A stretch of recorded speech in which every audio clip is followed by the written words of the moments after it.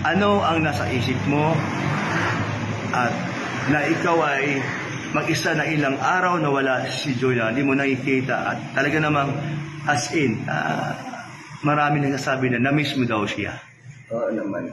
Ano na ayun, 16 na nga episodes. Ayun, 16 na nga. Last na okay. Pagbalik ko na dito, diba? Oo, tama. 16 na. Sige, tayo ay papunta dyan sa episode 17. Meron din ako itatanong sa'yo tungkol dyan. Sige. Pero ano ang nasa puso at sa isip mo na siya ay wala at ilang araw na hindi mo nakikita? Nami-miss mo ba siya talaga or baliwala lang? Siyempre, nakakamiss din. Kasi, limang araw din kasi, di ba mahigit?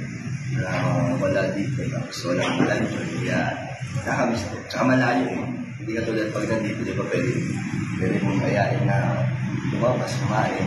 Kasi, nandiyan lang siya. Kaya, ngayon, nung nandun siya palungkot kasi, malayo. Ganun pala yung feeling pag malayo. Parang LDR. Ay, grabe. Ayun. So, ito bang sinabi mo tungkol sa kanya? Wala bang ibang vlogger na nagtanong dyan? O ako lang? Kuya Brooks lang? Ang alin? Yung mag-interview ko sa'yo. At sinabi mo yung tungkol kay Joy Diwata kung paano mo talaga siya na-miss. Ako lang ba yun? Nagtanong? Kaya yata si yung iba, si Kuya Nel yata, na-interview ako sa bagay. Yung sinabi mo sa akin ngayon, sinabi mo rin ba sa iba? Yung tungkol lang sa yung naramdaman ko lang muna sa malayo, sa Baguio, gano'n lang. Sabi ko sa iba, diba, may nalulungkot daw si Joy na wala ako doon.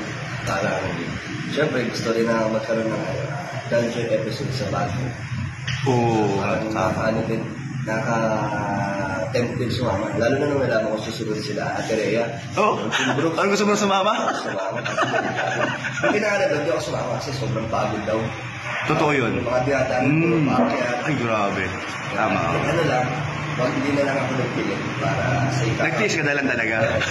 Ayun, buti na nakabalik na. At least nakita na.